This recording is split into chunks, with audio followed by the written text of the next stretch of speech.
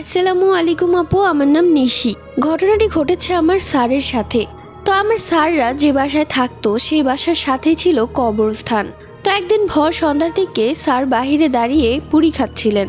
ঠিক তখনই স্যার লক্ষ্য করলেন যে কালো কুচকুচে একটা বিড়াল তার পায়ের সামনে এসে দাঁড়িয়ে আছে। বিড়ালটাকে দেখে স্যার একটু পুরি ছিঁড়ে বিড়ালটাকে খেতে দেয়, কিন্তু বিড়ালটা সেই পুরি না খেয়ে এক ধ্যানে স্যারের দিকেই তাকিয়ে আছে। স্যারের সামনে একটা ছোট ইট ছিল, তাই স্যার সেই ইটটা বিড়ালের দিকে ছুঁড়ে মারে। আর ইট ছুঁড়ে মারার পর তিনি যা দেখলেন তা দেখে তার হৃৎপিণ্ড কেঁপে উঠল। সেই ছোট্ট ইটটা বিড়ালের ভেতর থেকে বাহির হয়ে গেল। যেমন একটা ছায়ার মধ্যে যদি কোনো কিছু ছুঁড়ে মারা হয় তাহলে কিন্তু সেই ছায়ার গায়ে লাগে না, তেমনি সেই ছোট্ট ইটটা বিড়ালের গায়ে এক ফোঁটাও লাগেনি, বরং বিড়ালের ভেতর থেকে ইটটা বেরিয়ে গেল। মনে হচ্ছিল সেখানে কেউ নেই, কিন্তু বিড়ালটা দাঁড়িয়ে আছে।